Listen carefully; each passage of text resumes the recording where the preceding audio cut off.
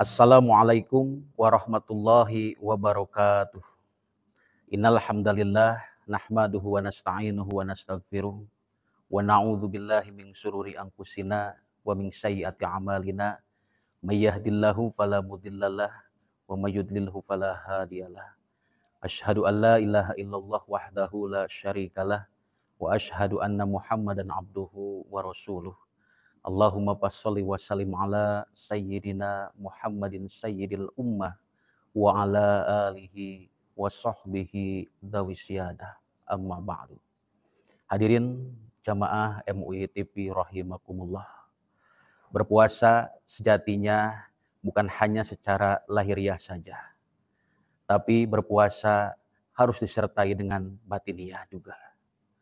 Berpuasa bukan hanya sekedar menahan lapar dan haus saja, tapi seluruh anggota badan diusahakan ikut berpuasa. Jangan sampai ibadah puasa yang dimulai dari terbit fajar hingga terbenam matahari tidak ada pahalanya.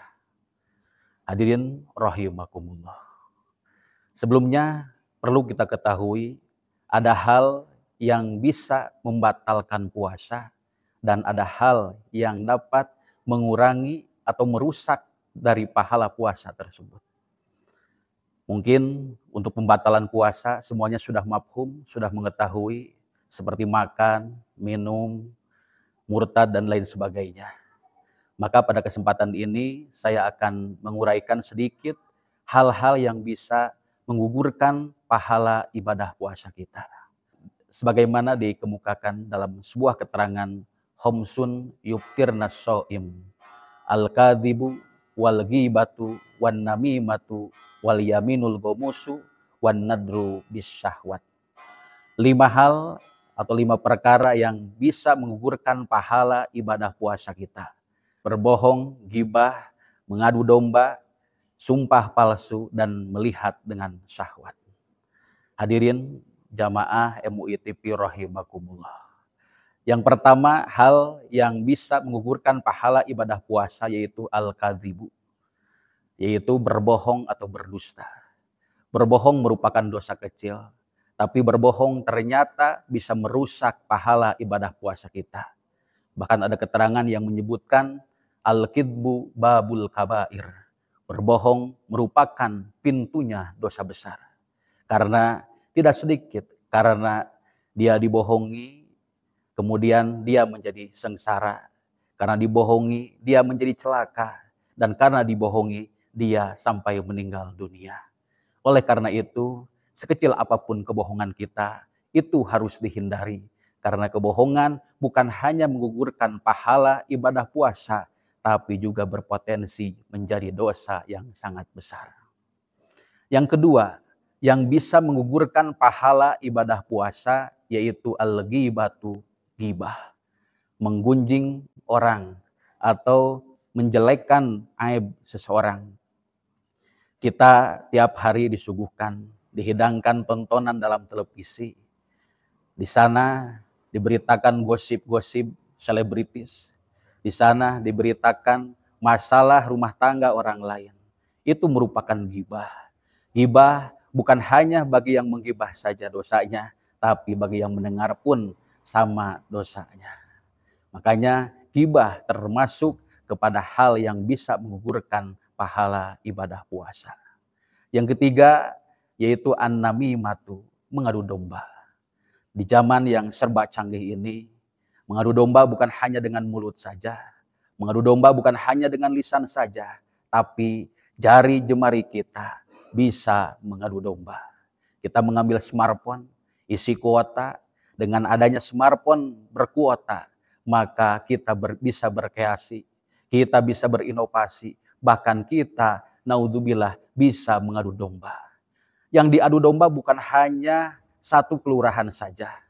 Yang diadu domba bukan hanya satu kota saja dengan handphone yang kita pegang. Tapi dengan handphone yang kita pegang bisa mengadu domba seluruh negara, bahkan seluruh dunia. Itu adalah namimah. Besar dosanya sama seperti tadi berbohong. Makanya namimah termasuk hal yang bisa menggugurkan pahala ibadah puasa. Yang keempat, yaitu al-yaminul gomusu, sumpah palsu. Sumpah untuk kepentingan dirinya sendiri, sumpah untuk suatu golongan yang diuntungkan dan merugikan golongan yang lainnya. Sumpah palsu itu bukan hanya mewajibkan kifarat kepada dirinya, tapi sumpah palsu juga itu bisa menggugurkan pahala ibadah puasa. Dan yang terakhir, yang kelima, yang bisa menggugurkan pahala ibadah puasa yaitu an-nadru bisyahwat, melihat dengan syahwat, melihat dengan nafsu. Ketika laki-laki melihat kepada perempuan atau sebaliknya perempuan melihat kepada laki-laki. Ini sangat sering kita temui, bahkan menjadi hidangan kita sehari-hari. Ketika kita melihat YouTube, Facebook, Instagram, TikTok, dan lain sebagainya. Di sana banyak pemandangan-pemandangan yang bisa menggugurkan pahala ibadah puasa kita. Oleh karena itu, marilah dengan momentum bulan puasa tahun ini, kita lebih bijak dalam menggunakan handphone kita, lebih bijak dalam menggunakan smartphone kita. Karena sumber dari maksiat yaitu mata kita. Sebagaimana suatu keterangan menyebutkan, an-nadru sahmun min sihamil iblis. Bahwa penglihatan mata merupakan panah beracunnya iblis.